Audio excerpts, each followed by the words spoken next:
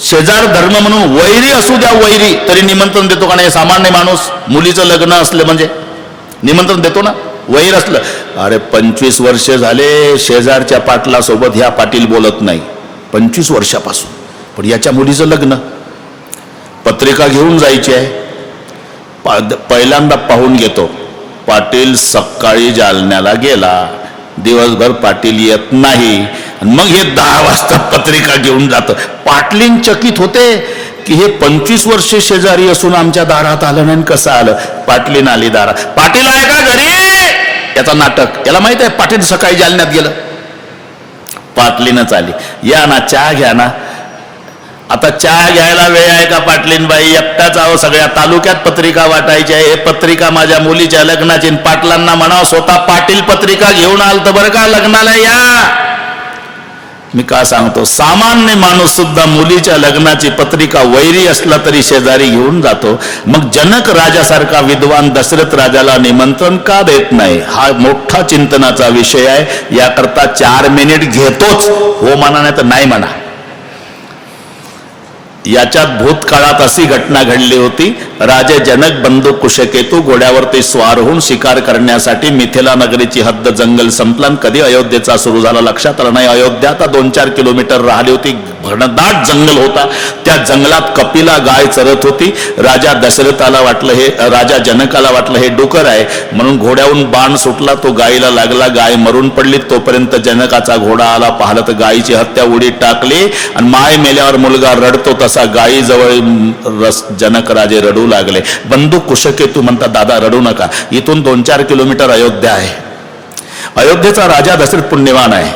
आपण दोघंही भाऊ पाया पडू, त्यांना विनंती करू, हे एक मेलेली गाय जिवंत करायला लावू आणि मग गोहत्येच्या पापातून मुक्ती मिळेल. म्हणून सकाळची वेळ आहे. राजा जनकाने सेवक पाठवले. 2 सेवक बाजार चौकातून राजे दशरथ गुरु वसिष्ठासोबत पूजेला चालले होते मंदिरात. हातात ताट होतं पूजेचं तांब्या पाण्याचा. गुरु वसिष्ठ आणि दशरथजी बाजार चौकातून जात होते तर सामोरून हे 2 सेवक आले. त्यांनी नमस्कार केला. प्रणाम प्रणाम भाई, कहा के हो? मिथिलापति जनक जी के सेवक, खुशी की बात. जनक महाराज आपके जंगल में आ चुके और खुशी की बात. लेकिन क्या? महाराज जनक जी के हाथों अयोध्या के जंगल में गैया मारी गई. ताटही पडलं पूजेचं, तांब्याही पडला दशरथ राजाच्या हातून. एवढ्या गोहत्येचा धक्का बसायचा पूर्वीच्या राजांना. बहुत बुरी घटना हुई. करके तो बुलाया महाराज गैया जिंदी करने के लिए. दशरथ जी बोले, इस समय मैं गुरुदेव के साथ पूजा करने मंदिर जाता हूं तो मैं नहीं आ सकता, लेकिन नाराज मत होना, मैं गैया जिंदी करने की व्यवस्था करता हूं. काय यंत्रणा असेल? मेली गाय जिवंत करण्याची व्यवस्था. काय अवस्था आहे व्यवस्था.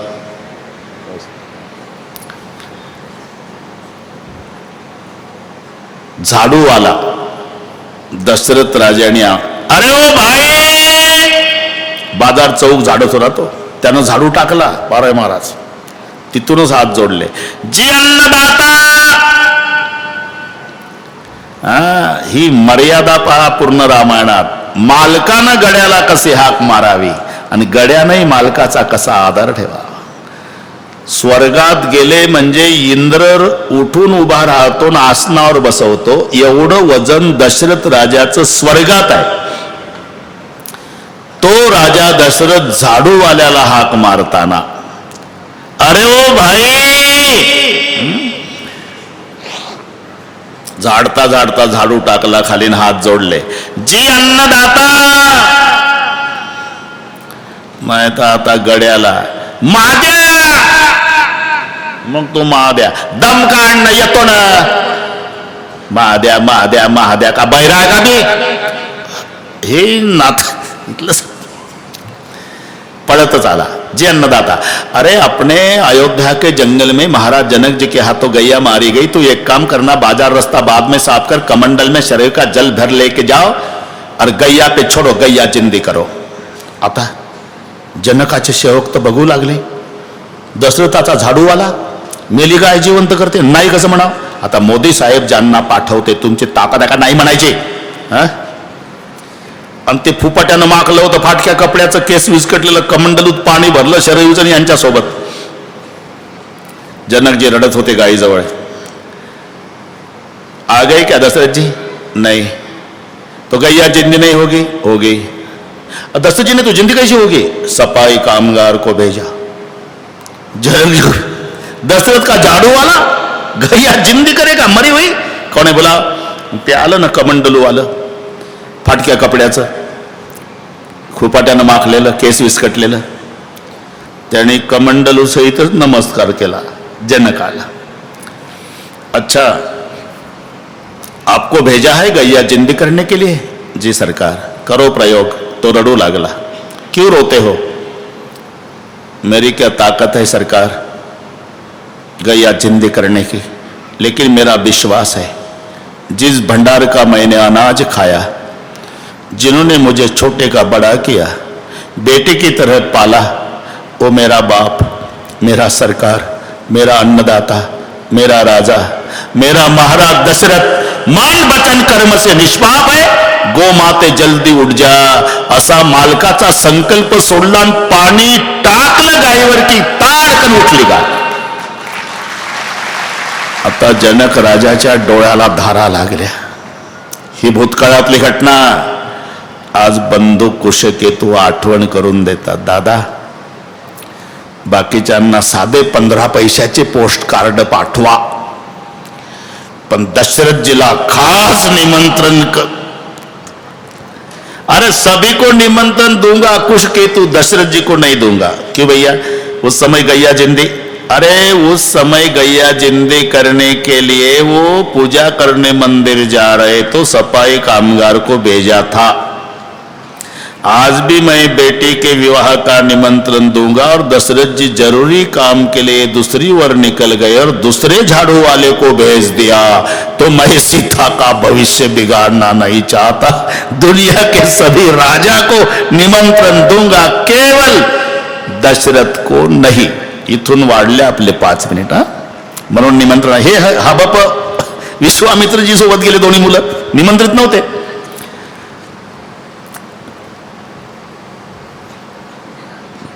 मेरा तो यज्ञ पूरा हुआ है राघव, लेकिन जनक जी के यहां बहुत दिनों से धनुर्यज्ञ शब्द वापर. धनुर्यज्ञ क्या गुरुदेव? हाँ, तो चलो यज्ञ के लिए मैंने अवतार लिया है, उसको भी पूरा करे म्हणून तयार झालो.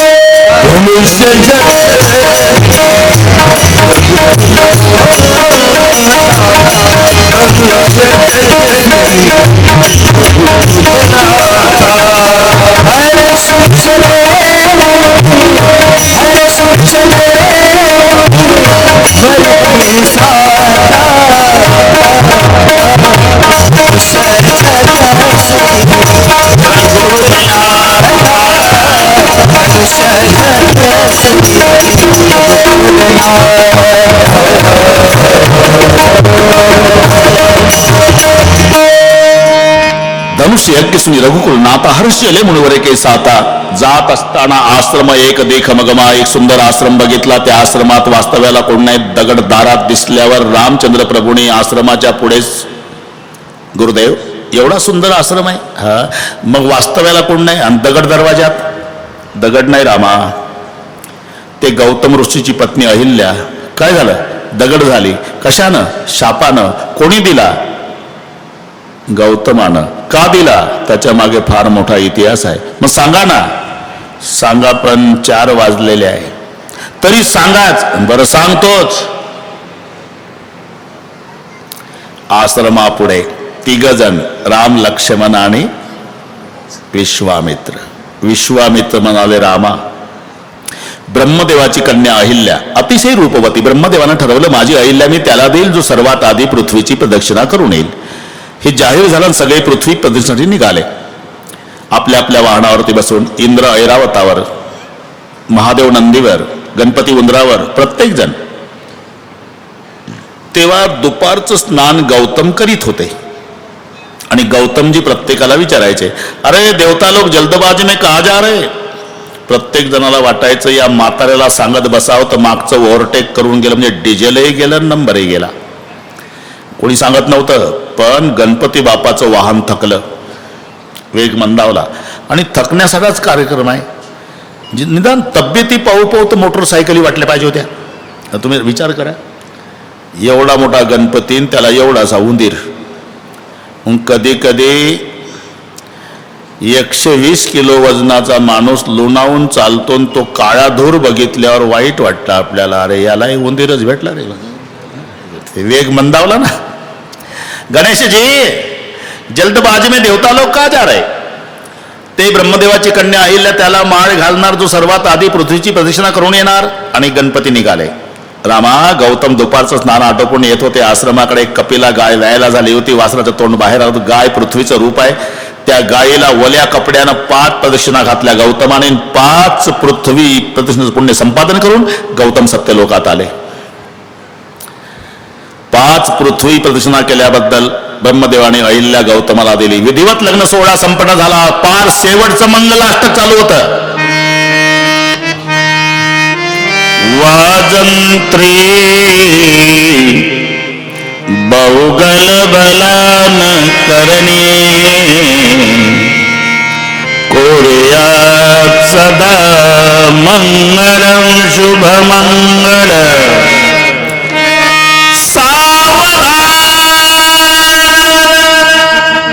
तेव्हा पोहोचले बरं का 120 वाले. सर्वात जास्त राग आला इंद्राला. काय ब्रह्मदेवा, असं वशिल्यानं द्यायचं होतं तर पेपरला जाहिरात कशाला दिली. नाही, वशिला वगैरे नाही, काही नाही. हे म्हातारा तर आंघोळ करतो नदीत, आम्हाला ओव्हरटेक करून आलं नाही. याला कशी काय. अहो, त्यानं गायीला 5 प्रदक्षिणा घातल्या राव. आणि गाय पृथ्वीचं रूप आहे. 5 पृथ्वी प्रदक्षिणा पुण्य संपादन केल्याबद्दल माझी अहिल्या मी त्याला दिली. ठीक आहे, ठीक आहे इंद्र म्हणतात मला. एकदा तरी बाध आणेल तिच्या पातिव्रत्याला. असे काही दिवस गेले रामा. एक दिवस मध्यरात्री इंद्र गौतम झाला. अग्नीला कोंबडं केलं. रात्रीचे 12 वाजलेले. त्या परिसरात येऊन इशारा केला आणि कोंबडा आरवला. कोंबड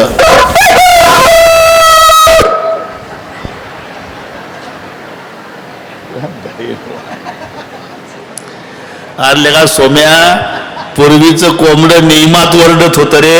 आता दिवसाच्या 4ला पहाट आहे का रे तुझं कोंबड. कुठून आणले हे शंकरीत कोंबड. याला पूर्वीचे कोंबडे नियमात. कोंबड्यानं बाग दिली, याचा अर्थ नियमात. खऱ्या गौतमाला वाटलं वेळ स्नानाची आहे. स्नानाला गेले रामा. इकडे हा नकली गौतम आश्रमात प्रवेश करता झाला. तिकडे साक्षात गंगा बोलली, माघारे फिरा गौतमा, स्नानाची वेळ नाही. नाही मध्यरात्र आहे. स्नान न करता गौतम वापस दरवाजावर थाप मारे. दारोगाड. आतली अहिल्या घाबरली. बाहेरून माझ्या पतिदेवाचा आवाज येतो. आतला कोण? घाईनं दरवाजा उघडला तर नकली गौतम म्हणजे इंद्र पळून जाऊ लागला. तर असली गौतमाचे लाल डोळे. ओळखलं इंद्रा, माझ्या माघारी आलास 1000 भग पडतील तुला. म्हणून इंद्रा पडली भगे. उशाप द्या महाराज. धनुष्यभंगाचा नावाज ऐकशील, सहस्त्राक्ष नाव प्राप्त होईल तुला. आणि मग बघितलं अग्नी. काय अग्नी? कोंबडा होऊन केली का मदत? शाप आहे तुझ्या ज्वाला काळा पडतील. हा शाप गौतमाचा. म्हणून उसाचं पाचट पेटवा, नाहीतर रॉकेलची चिमणी. वरचे टोक काळे, तुझ्या ज्वाला काळा पडतील. घाबरला अग्नी. उशाप द्या, जा सर्व भक्षक होतील. मग वल जळतं वाढलं. आता अहिल्या लटलट कापत होती. यांना एवढा शाप माझं कसं होता? तिच्याकडे लाल डोळे केले. गौतमानं ती गडबडा डोकं बदलून घेऊ लागली. क्षमा करा स्वामी, एवढा गुन्हा माफ करा स्वामी, एवढा अपराध पोटात घाला स्वामी, क्षमा करा स्वामी. पतिदेव क्षमा करा, गुन्हा माफ करा, क्षमा करा. काय क्षमा करा? तुला कळू नये पती कोण आहे? दगडाच्या हृदयाची झालीस पाषाण. उशाप द्या महाराज. त्रेतायुगातनं राम या रस्त्यानं जातील, त्यांच्या रजक्कनान तुझा उद्धार होईल. एवढी कथा सांगितली आणि प्रार्थना केली. चरण कमलाच्या हाती कृपा करो रघुवीर.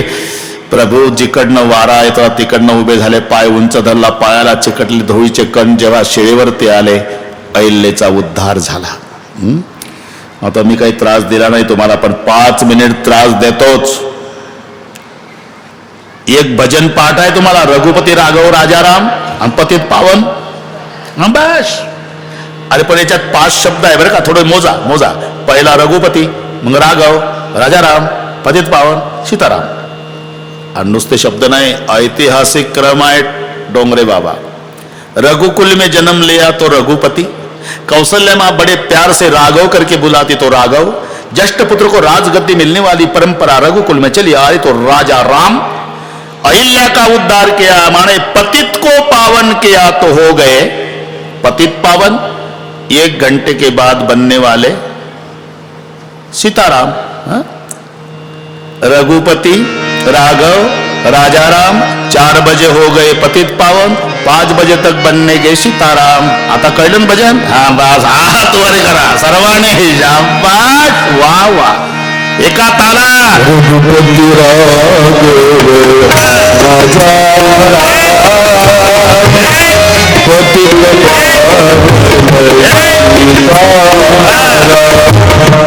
रघुपति,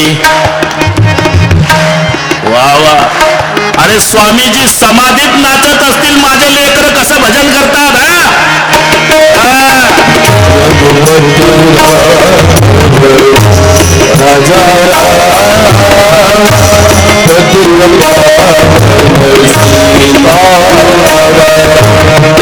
रघुपति,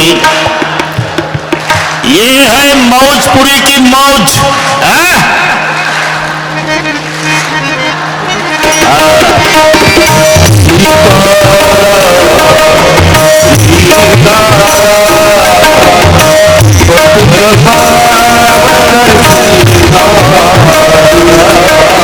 सीताराम पतित, वाह वाह, शाबाश।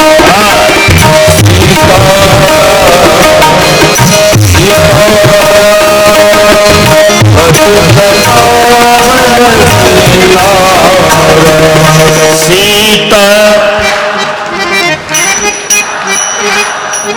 पतित,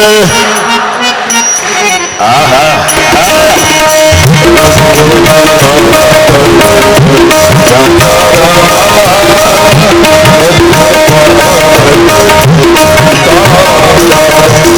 रघुपति,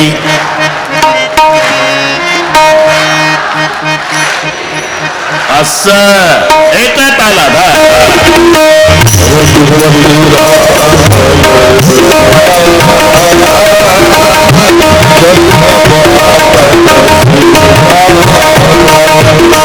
रघुपति राघव, शाबाश।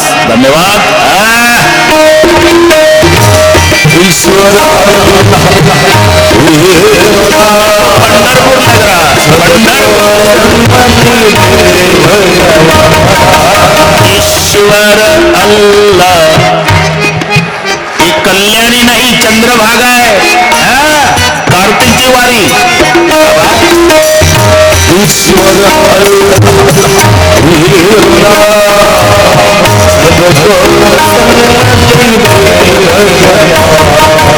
ईश्वर अल्लाह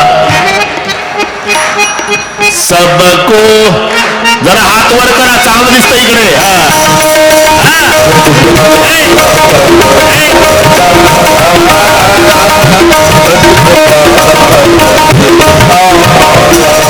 रघुपति भजन करो संयोजक.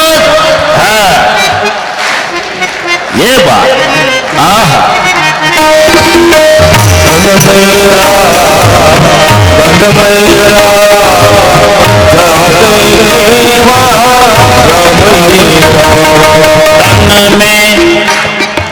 मन में जहाँ देखे. वाह संतोषराव, वाह.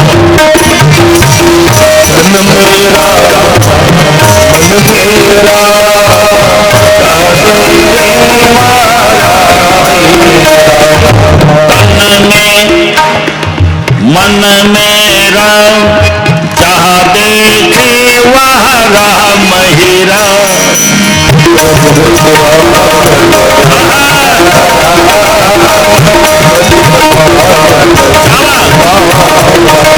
रघुपति राघव आज के आनंद की विजय.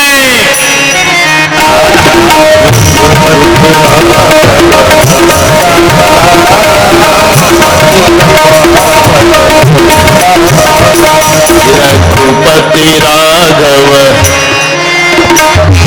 शाबाश शाबाश. सीता सीता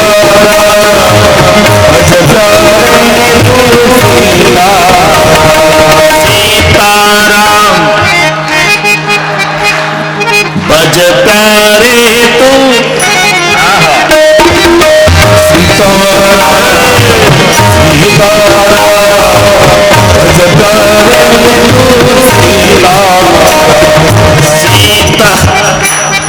सीता सीता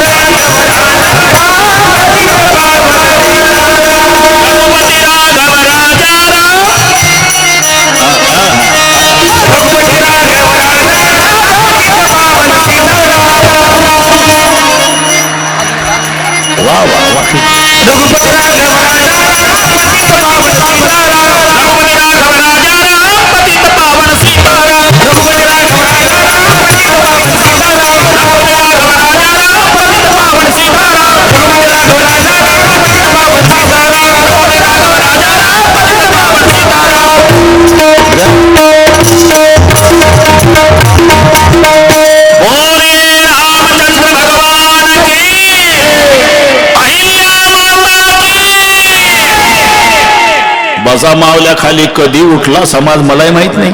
आनंद आवडत नाही ना. वा वा, शाबास शाबास. तुमचा हा आनंद पाहून समाधीत स्वामी महाराज डोलत असतील की माझे लेकर कसं भजन करतात. त्यांना धारा लागल्या असेल डोळ्याला आनंद अश्रूच्या. बस आनंद आहे. डोंगरे बाबा पाहता पाहता संपले भाऊ 3 दिवस. हो ना, काहीच कळलं नाही कधीच. मजा आहे.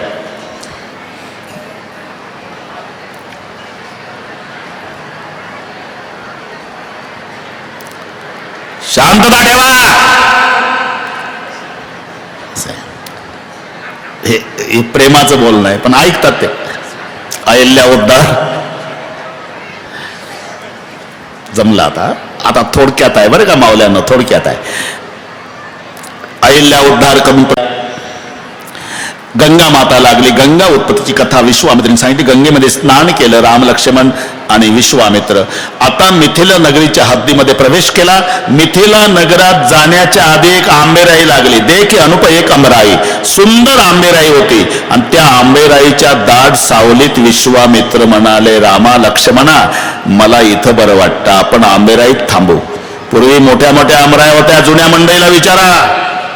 एका आंब्याच्या झाडाच्या सावलीत दुपारी पुऱ्या मौजपुरीची गुरं बसायची. एवढाली झाड.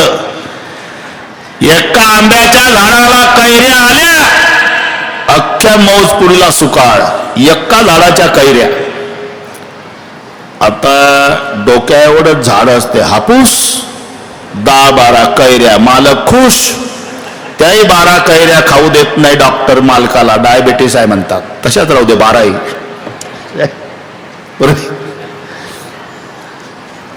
पूर्वी शेतकऱ्याचं प्रेम होतं बैलावर, आताही आहे. आणि त्यात घरच्या गायीचं खोंड असेल तर लेकरासारखं. मग आणि त्यानं 20 वर्ष नांगरट केली. तो बैल जर मेला तर सन्मानानं पुरायचा बांधावर. आता बैलाला पाय किती याची कल्पना ज्यांना नाही ते दिल्लीला आमच्या बैलाचे कायदे करतात. बैल जंगली प्राणी आहे म्हणते ते. लेका जंगल्या, तुला काय कळणार आहे रे बैल कोणता प्राणी आहे? बैल कोणता प्राणी आहे हे कळण्यासाठी मराठवाड्यात तुला कास्तकाराच्या पोटी जन्म घ्यावा लागेल, तर बैलाचं महत्व कळेल. महाराज, बैलाचा दावा घालणारी माणसं आहे पुणे जिल्ह्यात. बैलाचा दावा, त्यानं त्याच्या बापाचा दावा नाही घातला आणि तो कायदा आमच्या बैलाचा करते. अरे तो जर बैल मरण पावला तर सन्मानाने बांधावर पुरायचा त्याला. मग पावसाळा सुरू झाला की गावरान जातीची कोय त्याच्या खड्ड्यावर. आणि तो झाड आंब्याचं 10 वर्षे त्याला खत घालायचे. काळशार झाड, निरोगी. का? तो बैल पुरलेला खड्डा, त्याचं खत त्या झाडाला 10-12 वर्ष पुरतंय. काळशार झाड असतं. त्या आयत्या मुळ्या खड्ड्यात जातात. आणि मग ते झाड उगवून आलं की कास्तकार त्याला त्या बैलाचं नाव द्यायचा त्या झाडाला. अशा आंबेराया तयार व्हायच्या. त्याच्यात कोणी म्हाताऱ्या आज्या आहेत बसल्या बरं का. आज्या नीट ऐका. आंबेराईचं गाणं म्हणायच्या पूर्वीच्या आज्या. नातू मांडीवर आजा मेलेला आणि आजी. अरे पूर्वी हे फार बरे का जात गेलं म्हणून वृद्धाश्रम वाढले. बाळाला जात्यावर उपदेश असायचा महाराज. याच्यामध्ये असतील जुनी मंडळी. पायली दळायची आई, 5-5 किलो दळायची गारठ्याच्या दिवसात. आणि दळताना घामानं भिजायची बरे का. डोंगरे महाराज घामानं भिजायची माय गारठ्यात. मांडीवर लेकरू रडलं की जातं थांबत नव्हतं तिचं. एका हातानंच ओढायची, कारण पीठ पाहिजे ना स्वयंपाकाला. एका हातानं जातं ओढायची माय, एका हातानं मांडीवरच्या लेकरालाही थापटायची. आणि थापटतानाच उपदेश करायची गाण्यातून. निजला माझ्या राजा, मोठा होशील, तुझं लग्न होईल आणि या दळणाऱ्या म्हातारीला हाकलो. नको रे म्हणू पुता. ते ऐकायचं. हे अभंग नाही गाणं. नको रे म्हणू पुता, मायेले येडी जाती. अरे तुला रे जन्म द्याया, अस्तुरी कुठं होती. ते ऐकायचं. मातेचे उपकार काय फेडसी येड्या जीवा, अरे मांडीचा चौरंग नेत्राचा केला दिवा. मरेपर्यंत विसरत नव्हते लेकर, मांडीवरच उपदेश असायचा आईचा. तसं हे आंबराईचं गाणं. नातू मांडीवर, आजोबा मेलेला, थापटून थापटून आजोबाचं कर्तृत्व सांगण्यासाठी आजी आंबेराईचं गाणं म्हणायची. दात पडलेले आजी, त्याच्यामुळे स्वर बदलला. आंब्याची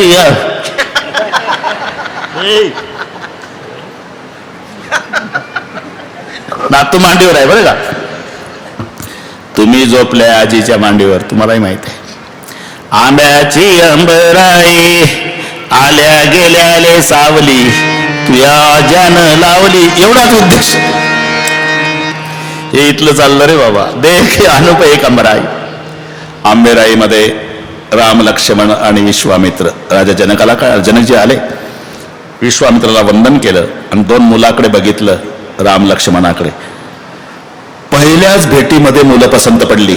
म्हणजे आपल्या भाषेत डोंगरेजी मुलं बघायचा कार्यक्रम आंबेराईत झाला. काहीचा बैल बाजारात होतो, काहीचा पानाच्या टपरी पुढं, काहीचा स्टँडवर. लांबून दाखवावं लागतं ना नवरदेव मुलगा. ते काळे बैल घेऊन उभाय काय बाजारला, हा तो नवरदेव. त्याचा बायोडाटा आपण पाहून घ्या ते गुटक्याची पुडी खातं का नाही टपरी पुढं, हा तेच तेच तेच. तसा हा कार्यक्रम आंबेराईत मुलं बघायचा. पहिल्याच भेटीत पसंत पडली मुलं.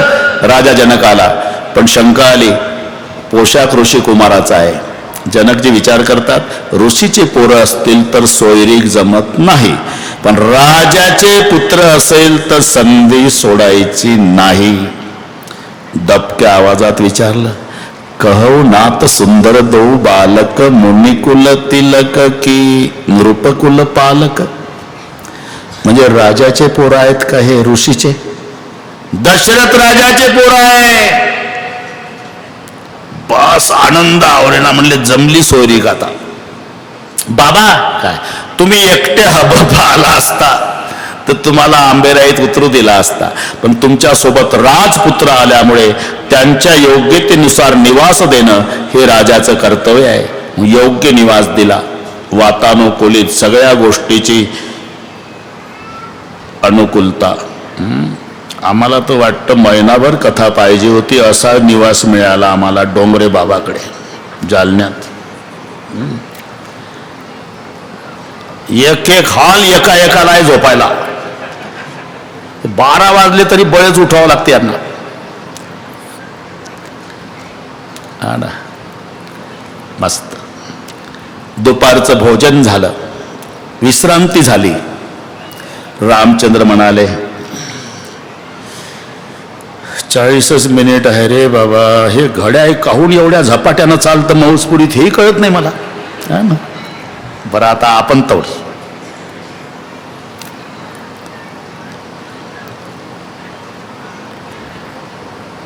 नगर बघायचं आहे. जाओ श्रीराम. राम लक्ष्मण दोन्ही भाऊ नगर बघायला आले. पूर्ण गाव पागल झालं. सखी सीतामाईची गॅलरीत आज जाऊन सांगितलं, सीते 2 राजकुमार आले, खूप सुंदर आहे म्हणतात. तुम्ही नाही बघितलंच नाही का? चेहरे दिसत नाही, खालून चालतात. गेले कुठं? गेले. आता मागच्या रस्त्याने येतील. तुम्ही काय करा, मागच्या गॅलरीमध्ये जाऊन उभ्या राहा आणि ते किती देखणे आहे सांगायला. अगं चेहरे दिसत नाही, मी सांगते ते करा. अक्षदा वंजळीभर अशा ठेवायच्या वंजळीत, अक्षदान फुलं बरं का. आणि तिकडून राम आला की वरून गॅलरीतून ते डोक्यावर वंजळी टाका आणि ते काय पडतंय म्हणून वर बघल. किती देखणं आहे ते सांगायला आत या. ही सीतेची युक्ती. मी तिथंच होतो म्हणून भानगडी माहिती आहे मला.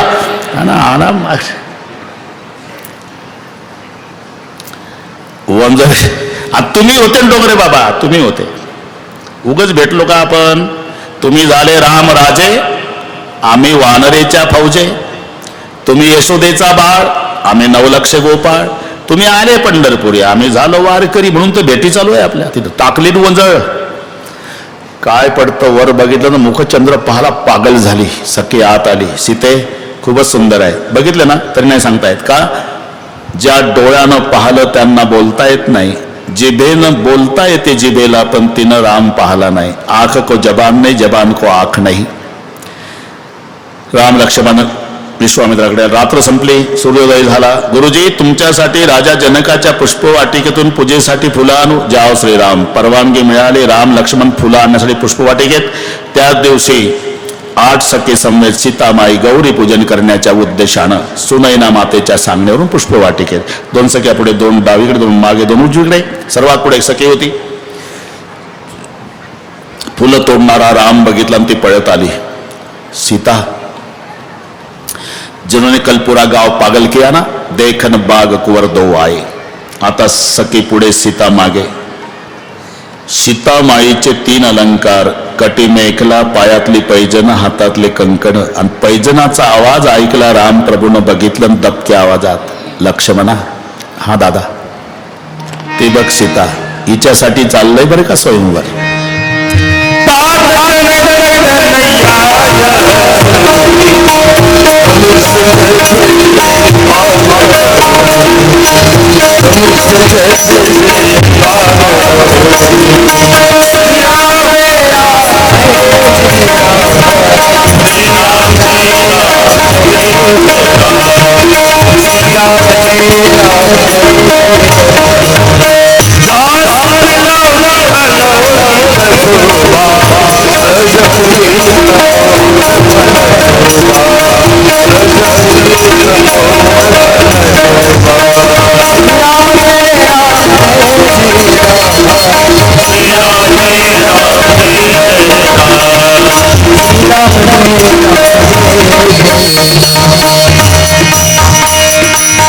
सीतामाईनं भावुक दृष्टी लक्ष्मणावर प्रभूकडे पाहलं, डोळे बंद केले. चल जानकी, कल आएंगे हम, यो भी लोग कल आएंगे, गौरी पूजन करना है. आणि म्हणून सखी सौम्य सीता गौरीचं स्तवन. आपण 1-2 मिनिट सर्वांनी हात वर करा. चलो.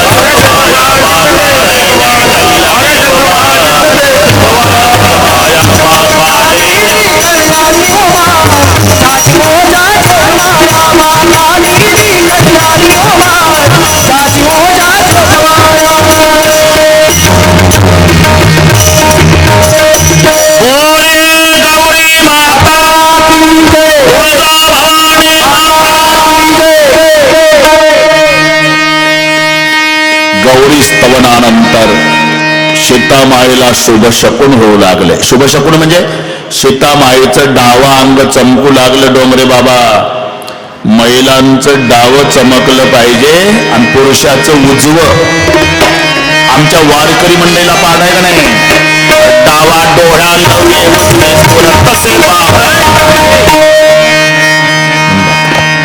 पुरुषाचं उजवं चमकलं पाहिजे आणि महिलांचं डावं चमकलं पाहिजे. शुभ शकून आहे. चमकलं पाहिजे पण 2 मिनिटाकरता. ज्याचं दिवसभर चमकतं असंच करते ते शुभ शकून नाही. त्यांना दवाखान्यात गेलं पाहिजे. अरे त्याची मर्यादा. फरकना चाहिए 2 मिनट के लिए. जिसका दिन भर अंग फरकता है, समझ लेना भाई चमड़े की बीमारी है, जालना जाओ अस्पताल. हो शुभ शकून नाही. बाम अंग फरकन लगे. सीतामाईसाठी समय सुनैना मातेकडे, राम लक्ष्मण दोन्ही बंधू विश्वामित्राकडे. विश्वामित्राच्या मुखातून शब्द निघाले, सुपल मनोरथ होई तुम्हारे. रात्र संपली. दुसऱ्या दिवशी सकाळी शतानंदजी विश्वामित्राकडे येतात. बाबा, महाराज जनक जी ने तुम्हारे साथ 2 राजकुमार उनको साथ लेकर सोयर मंडप में बुलाया. खड़े हो गए. विश्वामित्र बोले, चलो राम, चलो लखन, देखते हैं आज विजय किसकी होने वाली. लखन जी सामने आकर के बोला, मैं यहाँ जवाब दूं क्या बाबा? क्या विजय किसकी होने वाली? बोल, जिसके ऊपर आप जैसे संतों की कृपा है, विजय उसी की होने वाली. चलो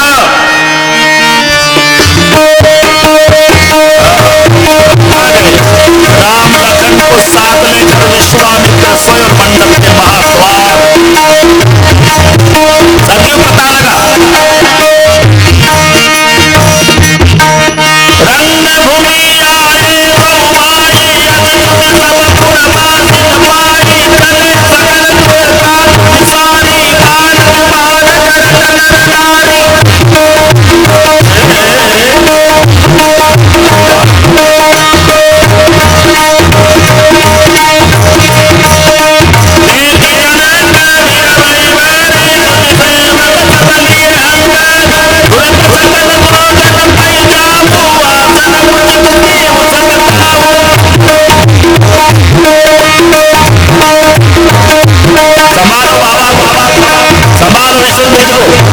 संभालो राम लखन को सुरक्षित ले आओ. उंच मंचकावरती राम लक्ष्मण आणि विश्वामित्र विराजमान. देशोदेशीचे राजा आपापल्या आसनावर. सीतामाई धवलफुलाची माला घेऊन सगळी समेत उभ्या. सर्वांचं लक्ष राम लक्ष्मणाकडे.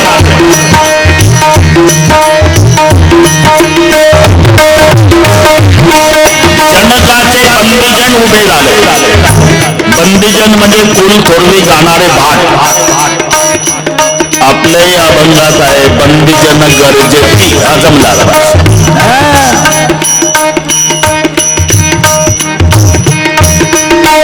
बंदीजन खड़े हो गए. हाथ ऊंचे करके बोलने लगे, देख देखने से खंड खंड में से राजा महाराजा हमारे जनक जी के मंडप की शोभा बनाने के लिए आए हो.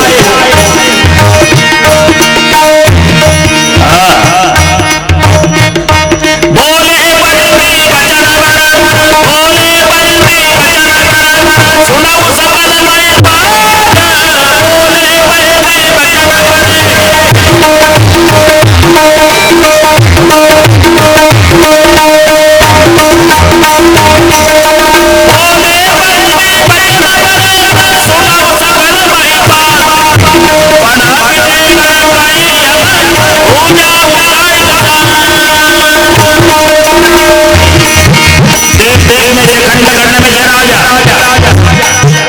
सभी को पता तो बताना हमारा फर्ज है. धनुष को उठाएगा, प्रत्यंचा चढ़ाएगा, उसी को महाराज जनक जी की प्यारी बेटी जानकी माला पहनाएगी. आए हुए राजा लोग चंद्रमा के समान, धनुष हाथ के लिए राहु के समान है. राजा लोग तैयारी करने लगे, मुझ पर हाथ घुमाने लगे, कंबर कसने लगे, इष्ट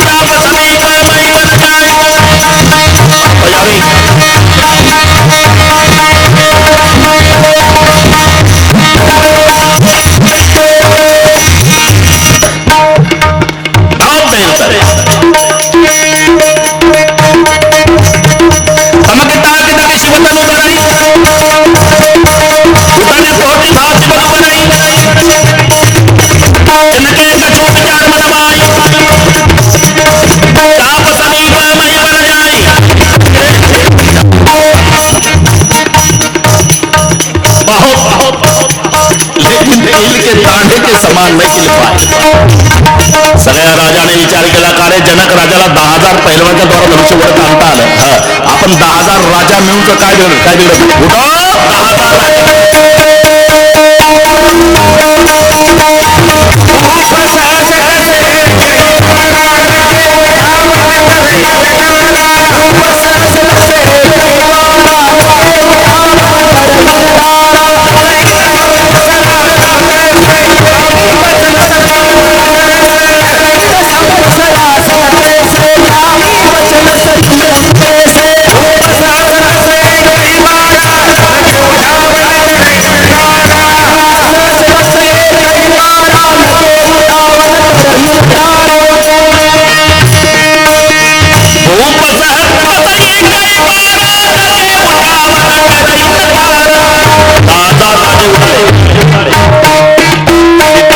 सखीला म्हणाली, सखी 10,000 राजे धनुष्य उचलायला उठले.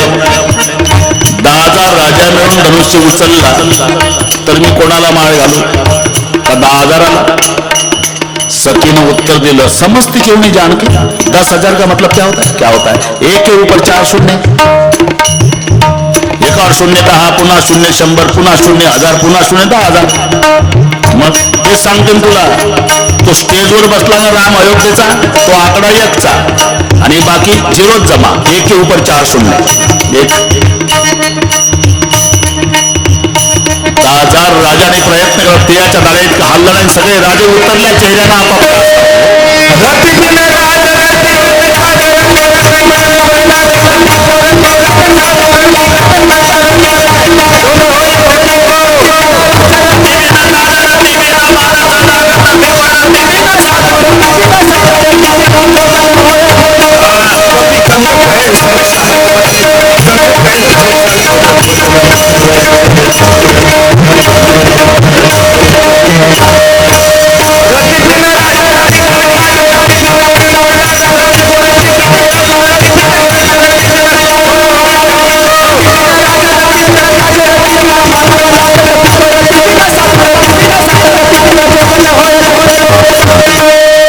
सगळे राजे उतरल्या चेहऱ्यानं आपापल्या आसनावरती येऊन बसले. सगळीकडे शांतता, कोणी उठत नाही. शेवटी जनक राजे उठले. देख देख में से खंड खंड में से राजा महाराजा मेरे मंडप की शोभा बढ़ाने के लिए आए हो. सभी को देख लिया मैंने आपकी ताकत को.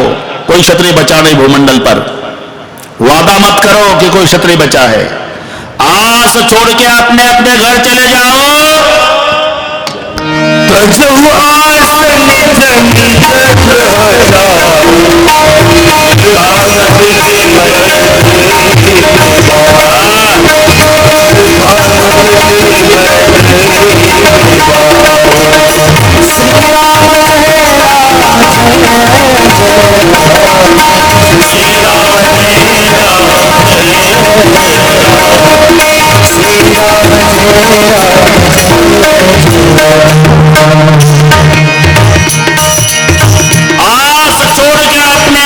चले जाओ. तरी कोणी उठत नाही. सज्जन राजे अभिमानी राजाला म्हणाले, करेले काही लाजाबिजा आहे का आपल्याला? लेका तो उभा झाला, तो मुलीचा बाप आहे, मुलगी त्याची, मंडप त्याचा, आणि तो स्वतः म्हणतो जा निघून, तरी बसता कशाला? अभिमानी राजे म्हणले, बसण्यात एक फायदा. आता काय फायदा आहे? आपल्यानं धनुष्य नाही उचललं का अयोध्येचे पोरं उचलतील का रे? आणि अयोध्येच्या पोराने नाही उचलता का जनक जानकी कुवारी ठेवणार आहे का रे? ते म्हणतील साधू संताला आता काय करावं. साधू संत म्हणतील आता एक काम करा, हत्तीच्या सोंडात फुलाचा हार द्या, हत्ती फुरवा मंडपात, ज्याला हार घालेल त्याला मुलगी देऊन टाका. असा जर निर्णय झाला, हत्ती फुलाचा हार घेऊन मांडवात फिरला, योगा योग आहे, नशिबानं जर त्याच्यात आपलाच नंबर लागला तर घरी जाऊन पश्चाताप करण्यापेक्षा अजून 20 मिनिट बसू. 20 मिनिट. हा अपमान सर्वांनी सहन केला. पण कहते हैं तुलसी जी, दुनिया का आधार, शेष का अवतार, 15 साल का लखन बेटा सुमित्रा का खड़ा हो गया और गुस्से में आकर के बोला, जनक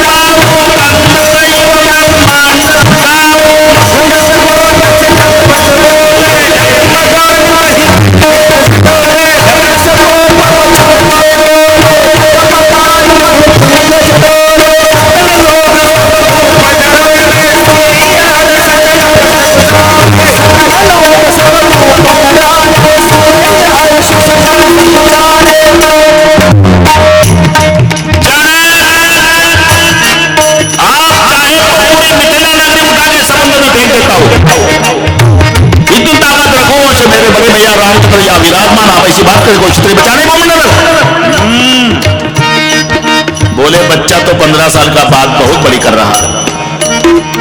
पण लक्ष्मणाच्या लक्षात आलं, उठताना आपल्या भावाची परवानगी न घेता उठलो आणि आपल्या बापाच्या वयाच्या जनकाला रागात जनक म्हटलं.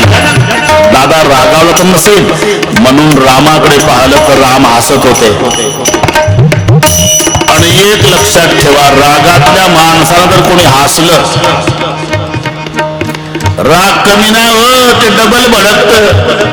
तसं लक्ष्मण राम बोले भैया आप नहीं मुझे आ गए, मुझे आप मुस्कुरा रहे हो, मैं क्रोध के मारे लाल हो गया हो.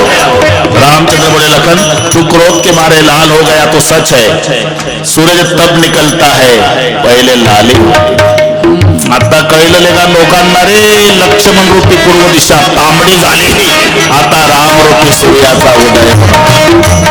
सच कहू लखन, बाबा बोले